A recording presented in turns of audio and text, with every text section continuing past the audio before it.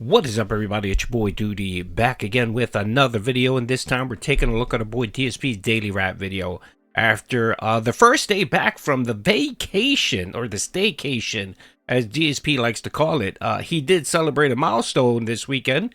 The 7-year anniversary was Soulmate, that's right. And what exactly did they do on their exciting day off? Well, hopefully we'll cover here in the daily wrap. If not, well, I'll talk about it since I did watch some of DSP's coverage this weekend, and I know exactly what happened. By the way, I will be presenting you guys with another video shortly after this one. I know many of you have missed Lucero. That's right. Shout out Lucero wherever you are, brother. We may have a new Lucero to replace Lucero with the animation style detractor content. So make sure to watch that video, especially those who love animation style detracting. And yeah, so we'll definitely get into that after this video. So let's see what Phil had to say on the Daily Wrap. On DSP here, welcome to the Daily Wrap for what was Sunday, the 12th of April, 2026. It was my big return day after 2 days away from streaming to celebrate my wedding anniversary with my wife. Came back today, energetic, strong, and ready for the streams. Today, we started with the Level 1 podcast, which recapped the double new release day of Thursday of last week, including my initial thoughts on Invincible Versus and Pokemon Champions, and talked all about the week ahead. This week is a special one. In fact, this week has 2 new releases, and we need to figure out how to juggle those with the existing games that I'm playing. It's kind of a unique schedule, and FYI, even though I had not hashed out the schedule completely by the time that the podcast rolled, tonight, the schedule will be posted, and it will be Monday through Friday, and it'll show you exactly how I'm covering everything. Pretty interesting and unique. Some of the daytime streams have now turned into night streams. For example, there will be night streams of Pokemon Fire Red and Crimson Desert later in the week, simply because I need to have the day streams for the new releases of Mouse PI for Hire, as well as Pragmata. So be sure to check out the podcast and the schedule tonight for all of that, okay? Okay, well, I guess he's not going to talk about the day off and his anniversary. Man, I guess he felt pretty pathetic that he actually did nothing. So I'll recap it for you real quick. So yes, what they did was DSP had told everyone that on their anniversary, he took cat shopping. That's right. So you know what that means, folks. Costco. That's right. They went to Costco and actually bought some stuff for their house. I'm guessing he allowed Kat to pick out which Windex scent she wanted for the anniversary. That was their anniversary present. And after that, of course, they went home and ordered DoorDash. That's right. They ordered something. I'm not sure what, but they ordered some food for DoorDash. And then, of course, Kat spent the rest of the 2 days off playing sim games. Now, you know, for most people, that's pretty pathetic. that's pretty pathetic, especially just for a normal day off, especially someone who works 6 days a week. You would think that they would want to spend their time outside doing fun things. Not to mention this was your anniversary weekend, DSP, the day you actually took off, because you knew that if you didn't, detractors would slaughter you and they would embarrass you for not actually taking the day off for your anniversary and doing something with your wife, right? Soulmate. But you know, DSP got it half right. He did take off, but he literally did nothing but the same shit that he does every other weekend. Food and playing video games, and I'm guessing he was probably spending his day playing the new Pokemon Champions game. That I guarantee you, this man's gonna be addicted to it. He finally found something to replace WWE Champions, and I think it is the Pokemon Champion game. Now it's only on PC and console, but it's supposed to be coming on mobile games in June. So I'm guessing DSP is getting, you know, DSP is putting in his time, as much time as he can. So as soon as it pops off on mobile, he's gonna be, you know, he's gonna make sure that he ranks up quickly and spend as much money as he can on that new gacha game, because you know that money's burning a hole in DSP's pocket. He hasn't really been spending it on WWE Champions, so don't worry, folks. Don't worry. We'll get someone sooner or later that report out that they found out that DSP has been playing this new gacha game, and if we're lucky, we'll get a new TJ Gamebox who will be reporting out numbers every day or weekly whenever DSP decides to spend and do those gacha pools. So stay tuned for that. But I noticed he didn't talk about any of this. He just skipped that, talked about his schedule, and now of course he's going to talk about the first stream, which was, of course, Dragon Quest, which, of course, sadly did not hit the goal. So let's see what he had to say about Dragon Quest. And then the first stream today was a continuation of Dragon Quest VII Reimagined. Now, I really need to make a push to try to get as far in Dragon Quest VII as I can every week. I want to at least get like 6 or more hours of Dragon Quest VII in every single week that I play it from now on, so I can beat it soon. Therefore, today, I had a shorter podcast, okay? We played around 3 hours of Dragon Quest VII. We finished up the plot line featuring the Cirrus people. These are the people who had wings. And the whole plot line with their windstone that was controlling things and all of that. It featured 2 different dungeons and boss fights. And then when we were done with that, we went back to the present. This allowed us to open up the final major island where we are now, where we're doing yet another plot. And this is a crazy one. We're in a kingdom where children, when they're born and they're growing up, become monsters. It's like a cursed, civilization, and no one knows what's going on. And we went to seek out these dwarves to try to find this glowing moss so that we could track down one of the kids after they turn into a monster and figure out where they're running away to and going. So, yeah, 3 hours, major plot progression, good chill vibes. Now, was the attendance great? No. In fact, we had almost double the attendance on the podcast than we did for Dragon Quest, but that's par for the course for this playthrough. It's hard to find a dedicated viewer base for slow-paced, old-school turn-based RPGs. Okay, it just is. And I'm happy that we've now played over 40 hours into this game, and people are saying now you're basically hitting the final third of the game. It's going to take a while, probably another 2 weeks, maybe 3 to finish it, if we stay on pace of playing it around 6+ hours a week. But I think we will do it, and I'm excited for it, because we put so much time in already. I can't wait to see how it continues. All right? Now, support for that first stream was not terrible, but was not great. Made a little over $100. Listen, I've already accepted that Dragon Quest VII will be the playthrough that's going to be slow like that, okay? We actually had a few lucky streams last couple of weeks where actually we did better. Today, we're kind of back down to par for the course that it's going to be this $100 a stream or whatever. It's all right. I just hope that maybe we can pick up again in the future, but I wasn't, super disappointed or anything like that. Now, tonight's late stream was... Okay, I love how he announces that he's okay with low support, but that didn't stop him from me begging. That's right. If you watch my clip video of the actual playthrough, he did a lot of begging. It was a lot of begging, and of course he decided to kick the kick stream. That's right, for not supporting. He made sure to make everyone know that Kick has not been pulling their weight. They haven't been supporting. They haven't been supporting. They haven't been giving subs or Kick. The only dent out there actually giving support is your future stepdad. Even Lance Catamaran decided to throw in the towel, and he hasn't donated for quite a while. So, of course, Phil needed to make sure everyone knew that Kick was being a bunch of deadbeats and not supporting the stream. Other than that, yeah, he didn't hit the goal. That was number 4. That's right, 4 streams in a row where he didn't hit the goal.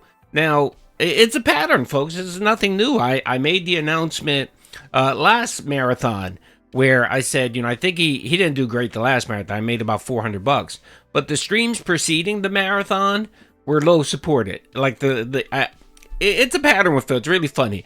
Like, I noticed whenever he goes into a downward spiral with support, he never misses more than 4 goals.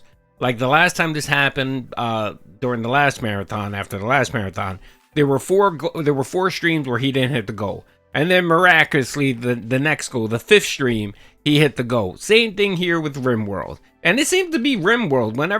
Whenever he's spiraling and supports slow, RimWorld seemed to save the day for some reason, and it happened last night. RimWorld, he played it again, and I guess he knows. When he did the schedule, he figured, you know what? I can't, I may not get to hit the goal during the first stream, during Dragon Quest, so I need to make sure I play RimWorld, which he did, and I think he did hit the goal. I think he got to 180. That was because one dent came in, I think dropped 10 members or something like that. And then, of course, the $50 Anonymous came in to save the stream, and he hit the goal. It almost seems like, regardless whether there was support or not for RimWorld, he was going to hit the goal no matter what, which is always funny. It's great to see this little theater between detractors and DSP. I don't think we'll ever see we'll never see a streak of more than 4 no goals, and I think DSP has made that the watermark. So regardless of what he's playing on the 5th stream, he's either gonna get support or, Anonymous will come in to save the stream and end the streak. So again, sadly, the streak finished at 4. This isn't anything new. Anyone that watches my videos or my recap, this isn't the first time I've highlighted the fact that Phil normally will not surpass 4 missed goals. Like, just miraculously on the 5th stream, he always hits the goal. So sadly, the stream ended. But don't worry, folks. Don't worry. We're hitting the middle of the month, and typically during the middle of the month, slow support occurs. Like normally the third to the fourth week, it just support starts dragging out. It starts dragging, it starts getting a little slow, and we start getting more begging by DSPs. So we'll be getting that more this week. Trust me. And he's not playing anything new except on Friday.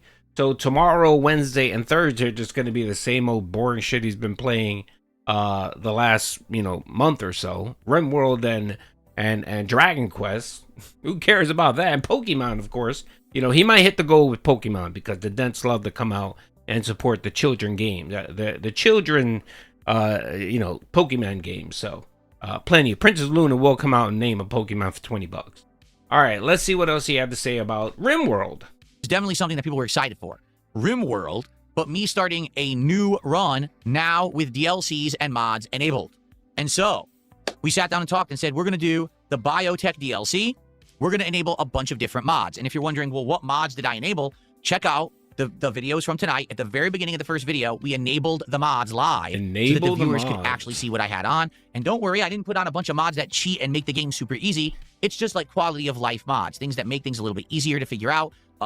Behavior of people isn't just brain dead stupid, stuff like that. You'll see when you take a look at the mods. It was only like, oh, wait a minute. So you just said right now you're not putting anything in to make the game easier, except for you're modifying the behavior of the NPCs. That's making it easier, Phil. Okay. So what you're saying is you're making it less predictive. I don't know, brother. To me, that sounds like you're making the game easier, but that's just me. I trust me. If they had a mod where you can install yellow paint, DSP would have installed that mod. 4 mods I think that I enabled, nothing too crazy. So tonight we started with a new group, and get this, one of them was a vampire. That's an interesting twist. And so it was only a group of 2 survivors, totally new biome, starting from scratch, building our new settlement, trying to protect them and figure stuff out. It was tough, but fun, and honestly easier going this time because I'm starting to remember all the stuff that we've already done. And so I feel like, again, we're getting much smoother sailing. Not to say that we were without challenges. The vampire had to attack a cougar that was going to try to attack us, and it went awry. By the end of the night, we were getting well established, but immediately realized, man, this biome that we're in, it's going to be so different from that last 40-hour run. The other run was eternal summer, so there was no real trees or plants around, and the problem was eternal heat. Now we're in a biome where there's tons of trees and plants around, but it's going to end up getting cold.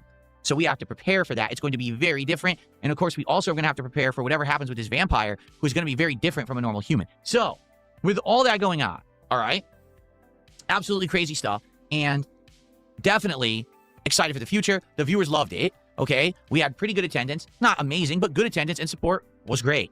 It made up for the fact that the Dragon Quest stream was slow, and that's what I've been saying. As long as we're having really successful streams of other games, it doesn't matter if we have slow games in the rotation like Dragon Quest. So thank you to everyone who showed up, engaged, and supported this stream of RimWorld. If you couldn't make it, check it out.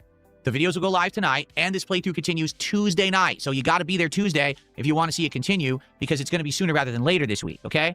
So yeah, I'm sure the 80 people watching this stream will make sure they're out there. Good God, man. Yeah, RimWorld is just dead, man.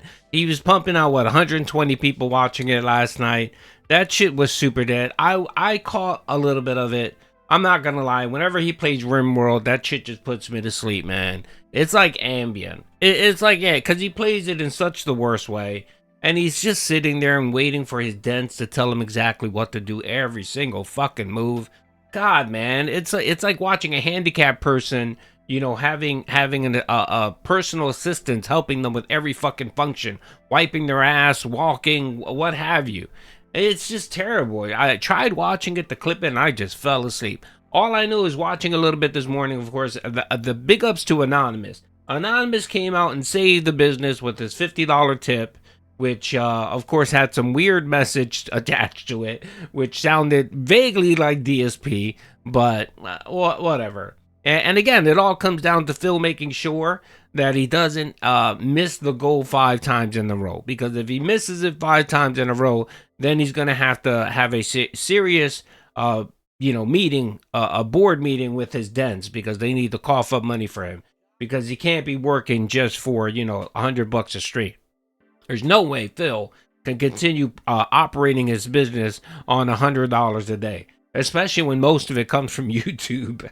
YouTube super chats, where sadly they take 30% of the cut. So again, I know when people, it's funny because I know some people get upset whenever Phil does get money, but you got to sometimes take a look at where the source is from. You know what I mean?